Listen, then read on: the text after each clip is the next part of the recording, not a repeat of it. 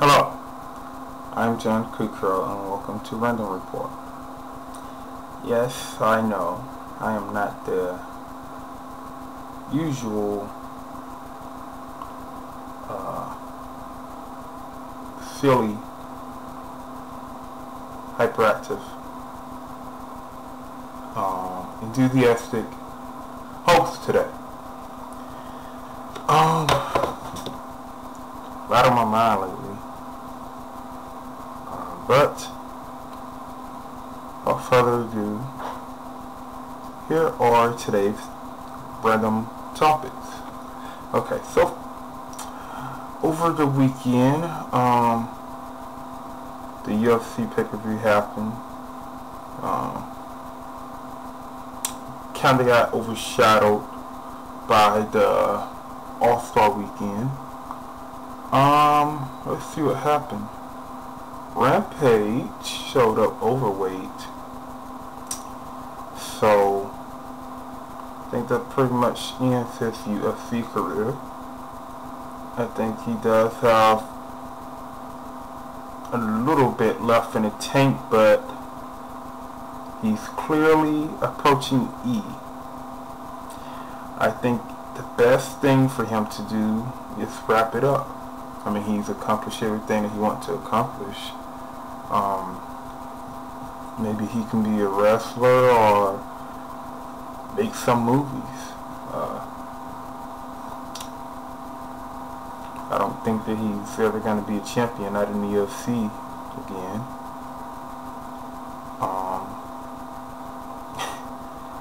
Especially seeing how Jon Jones just annihilated him when they fought. So then Akiyama lost another fight. Not too surprising. Yeah, it was like one of the best fights on the card, but he still lost. So Czech Congo was TKO'd by Mark Hunt. Didn't see that coming. Czech was, well, I thought he was one of the top 5 heavyweights in the UFC. However, I guess I was wrong.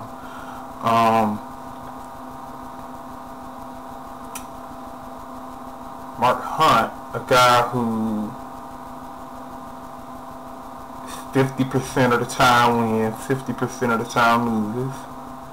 As you can see from his record, has actually been on the roll in the UFC.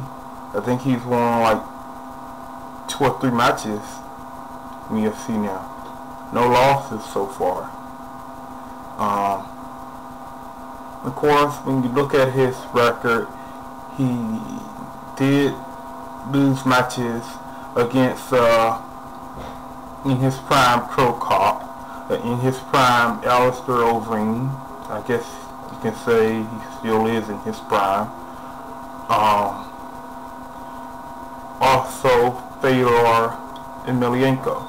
So I don't know about the other 4 losses that Mark Hunt has, but those are definitely top-notch guys. I would say that I would like to see, based on their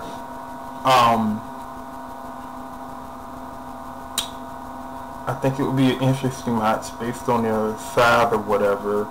I would like to see Mark Hunt versus Big Country Roy Nelson. I think it would be an interesting match. Both of them are kind of short at in the heavyweight division, and both of them are chubby, but both of them also have knockout power. So I think the UFC should make that match. Mark Hunt versus Roy Nelson.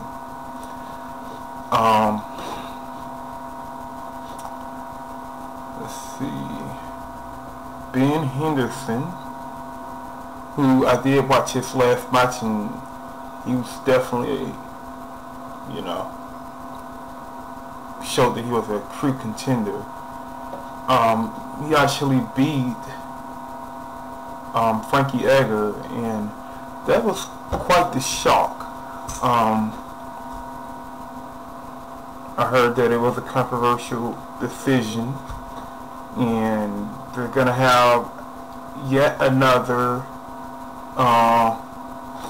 Eggert Maynard trilogy, it looks like, unless someone decisively wins the next bout. But no doubt it's gonna be a Henderson Egger 2. That's a given deal right there. Oh yeah, glad Akiyama lost though, because he's a friend of Chael Sonnen, who I can't wait to see him fight Anderson Silva, so Anderson Silva can go ahead and retire him and shut him up once and for all. Okay. All-Star Weekend was okay. The dunk contest, obviously, the new voting thing that they got now, it's pretty interesting, I guess. Different. I think what they should do is bring a roulette wheel. Have all the popular dunks that has happened over the years. Let the contestants spin a wheel, and the dunk that it stops on, that's the dunk that they have to do. And the person, if they stop on the same dunk, the person who, of course, will be doing the text judging or whatever you want to call it. But you know, we pick who we think was the best in the dunk. I think that would make it more interesting. This dunk contest right here was actually pretty interesting, because over the years most dunks have been done. Like, I would say 90%. There's only like 10% dunks in the slam dunk contest that haven't been done. I did watch the D-League All-Star thing, and Gerald Henderson, no, not Gerald Henderson, sorry, Gerald Green actually showed that he still has game. Of course, he is only like 24, 25 years old.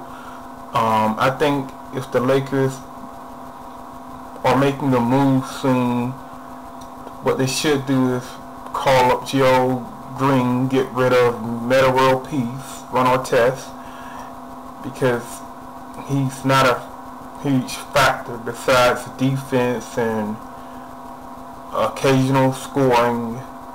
I don't see him being the piece that the Lakers need. And I'm not a Laker fan, but yeah, that's just my 2 cents on it. What else? But yeah, the slam dunk contest is interesting. Chad Buttinger definitely has hops. Derek Williams was okay. Paul George was the most creative, I'd say. The next most creative was the one that I voted for, which was Jeremy Evans. Jeremy Evans, I think Paul George has the most potential out of being the more well-rounded player. I would say it's either Paul George or Chad Buttinger. As for Jeremy Evans and Derek Williams, I'm not too sure about them. I haven't really seen Derek Williams play, so I can't really say with him. I have seen Jeremy Evans play, and for the most part he seems like a slasher, and he does jump pretty high, so okay, sorry about that.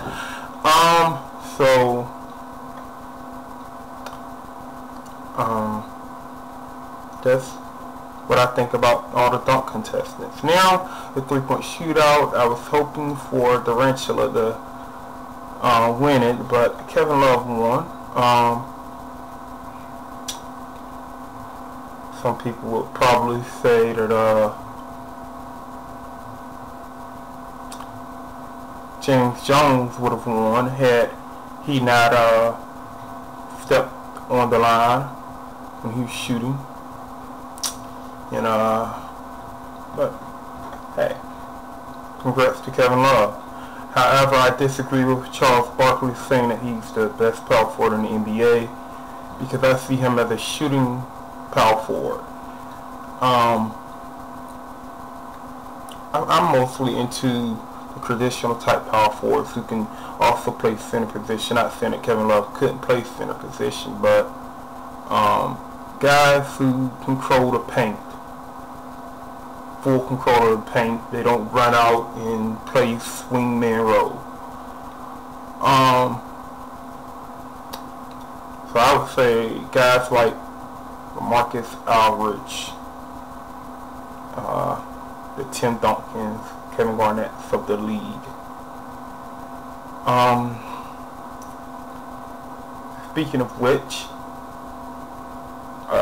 it's bad that Jeff Green couldn't play this season, because if the acquisition of Brandon Bass, you put him on the bench at power forward center, or if he's power forward, you have Green coming off the bench as small forward. Then you have Dooling, Wilcox. That's like a starting lineup. I mean, if Jeff Green was able to play this season and the Celtics made those moves, that's like a starting lineup for a team like the Bobcats. So that would definitely have been the best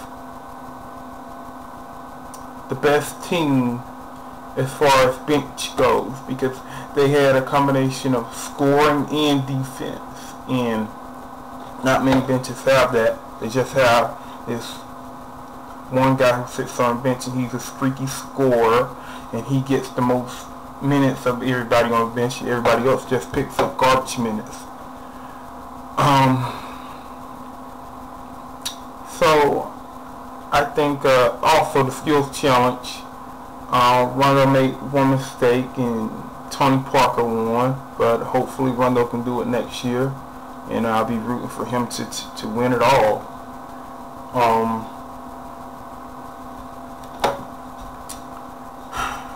Nobody really spoke about Dwayne Wade's triple-double. It was all about him hitting Kobe. I mean, to be honest, Kobe deserved it.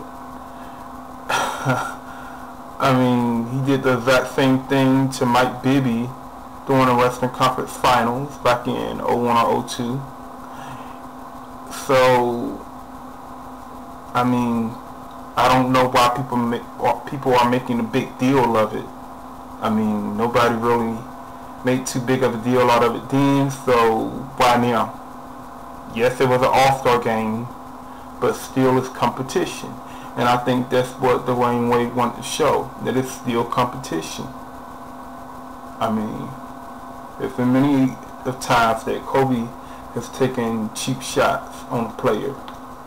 Dwayne Wade has done it, as far as I've seen, twice. One time, it did look intentional, which I think he, like, I don't know, maybe broke Rondo's arm or something like that. That did look intentional, I will say that, but the game, the foul in All-Star game, it didn't look intentional, and he shouldn't even had to apologize for that, in my opinion.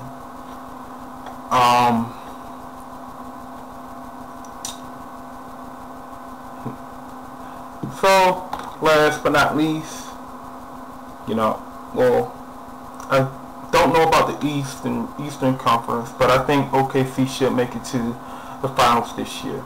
Also, writing my book soon. You should check that out. It's called The the Jon Frederick Mysteries. Jon Kenneth Frederick Mysteries. The Jon Kenneth Frederick Mysteries is about a detective. I've completed this book, actually. Just waiting to publish it, and it shall be published soon. It's about a detective trying to take down a drug lord, and he has this instant killer drug. It gets people high, gives them the ultimate high, like, you know, smoking pot, whatever.